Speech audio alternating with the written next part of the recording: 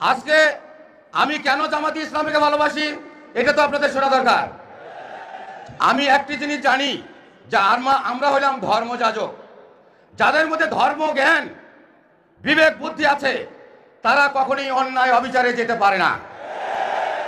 এই জন্যই আমি ধর্মীয় সংগঠনকে প্রাধান্য দিয়ে আমার বংশধরকে আগামীতে এই ধর্মপরায়ণ জামাতে ইসলামীকে সমর্থন করার জন্য আমি বারংবার আহ্বান করে যাই।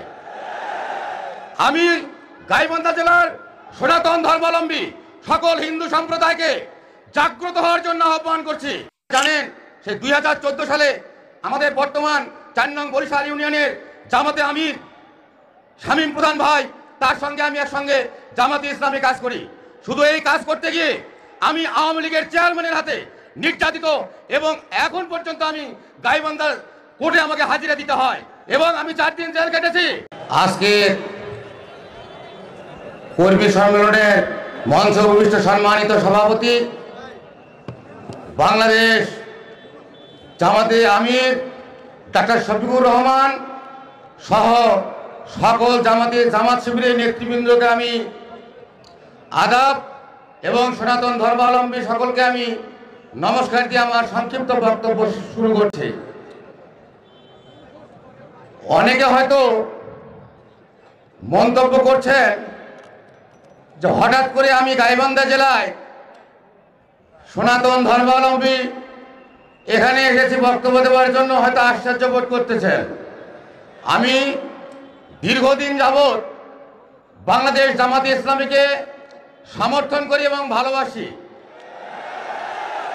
আমার প্রয়াত বড় ভাই উনি ছোটবেলা থেকেই জামাতে ইসলামীর সঙ্গে সম্পৃক্ত ছিলেন। উনি আজ 10 বছর যাবৎ উনি মৃত্যুবরণ করেছেন। তার পরবর্তী হালটা আমি ধরে আছি এই জামাতে ইসলামীকে। আমরা হিন্দু সম্প্রদায়ের ব্রাহ্মণ পরিবারের সন্তান। আমার নাম শ্রী মিলন চন্দ্র ভট্টাচার্য, ব্রাকেটে ঠাকুর। আমি গাইবান্ধা জেলা পলাশবাড়ি উপজেলার 4 নং বরিশাল ইউনিয়নের বাসুদেবপুর সার্বজনীন দুর্গা মন্দিরের বর্তমান কর্তব্যরত পুরোহিত।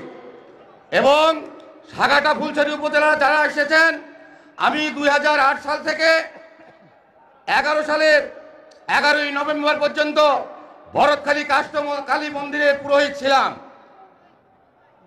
আমি দীর্ঘদিন রাজনীতির সঙ্গে আমি জড়িত। আমারই ইউনিয়নের আপনারা জানেন সেই 2014 সালে আমাদের বর্তমান 4 নং বরিশাল ইউনিয়নের জামাতে আমির শামীম প্রধান ভাই, তার সঙ্গে আমি একসঙ্গে জামাতে ইসলামী কাজ করি।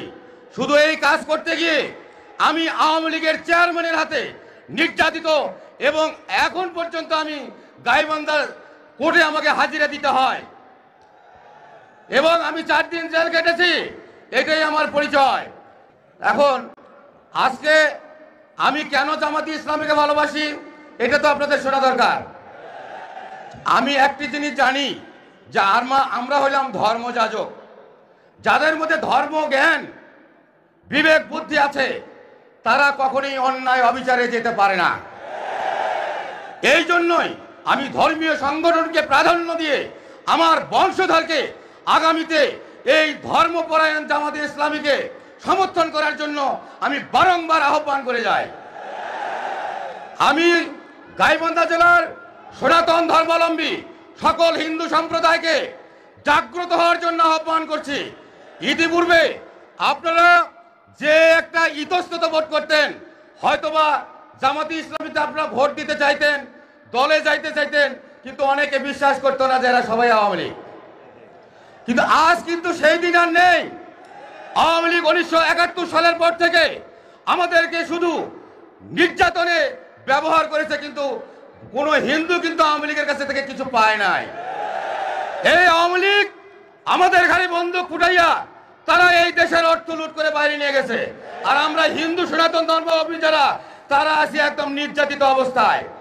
আপনারা জানেন, আমি হিন্দু সনাতন ধর্মাবলম্বীকে অবগত করতে চাই, এতই যদি আমাদের হিন্দু সম্প্রদায়কে আওয়ামী লীগ ভালোবেসে থাকে, এই 2014 থেকে 17 সাল পর্যন্ত অর্ধ শতাধিক মন্দিরের পুরোহিতকে হত্যা করা হয়েছে। আপনারা কয়জন পুরোহিতের বিচার চেয়েছেন? কয়জন পুরোহিতের বিচার পেয়েছেন? আর আজকে এই ইসকন সদস্য চিন্ময় প্রভুক নিয়ে আপনারা লাফালাফি করতেছেন। এই চিন্ময় প্রভু ইসকন সদস্য যারা আমাদের হিন্দুদের মধ্যে বিভেদ সৃষ্টি করেছে। আপনারা উত্তরবঙ্গে ইউটিউব সার্চ দিলে দেখতে পারবেন রায়ন চক্রবর্তী শুভ তার সঙ্গে এই ইসকন সদস্যদের কত বাকবিতণ্ডা হয় বা হয়ে আসছে। আমাদের সনাতন ধর্ম সৃষ্টি হইতে শ্রাদ্ধ ছিল, এই শ্রাদ্ধের মধ্যে বিভেদ সৃষ্টি করেছে, পূজা পার্বণে বিভেদ সৃষ্টি করেছে, আর আজকে তারই পিছনে আপনারা লাফালাফি করেন। আর যারা হিন্দু সম্প্রদায়ের পুরোহিত ব্রাহ্মণ মারা গেল তা নিয়ে তো আপনারা কোনোদিন আন্দোলন করেন নাই। আমি আপনাদেরকে সচেতন করতে চাই, এখন আর আওয়ামী লীগ নেই।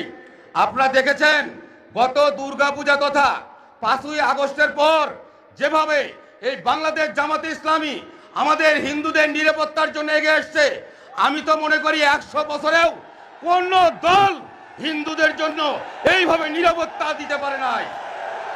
এই দৃষ্টিকোণে ইতিপূর্বে আমাদের পূজা পার্বণ ধর্মীয় অনুষ্ঠান করতে গিয়ে পুলিশের অনুমতি নিতে হয়েছে, পুলিশ পাহারা দিতে হয়েছে। এইবার আমাদের কোনো মন্দিরে পুলিশের প্রয়োজন হয় নাই। আমি চাই যে আজীবন আমাদের বাংলাদেশের জামাতে আমির ডক্টর শফিকুর রহমান, আমি মনে করি উনি সম্ভাব্য প্রধানমন্ত্রী। উনি যদি এই দেশের দায়িত্ব পেয়ে যায়, আমরা আজীবনের জন্য কোনো নির্যাতিত হব না। আমাদের কোনো ধর্ম অনুষ্ঠান করতে গিয়ে কোনো পুলিশ নিরাপত্তার প্রয়োজন হবে না। আসুন আমরা দল মত ধর্ম বর্ণ নির্বিশেষে এই 5টি বছরের জন্য ডক্টর শফিকুর রহমানকে আমরা প্রধানমন্ত্রী করে বাংলাদেশকে বিশ্বের মধ্যে একটা মডেল দেশে রূপান্তরিত করব। এই বলিয়ে আমি আমার সংক্ষিপ্ত বক্তব্য শেষ করছি। আপনারা সবাই আমার জন্য দোয়া আশীর্বাদ করবেন, আমিও আপনাদের জন্য দোয়া এবং আশীর্বাদ করছি।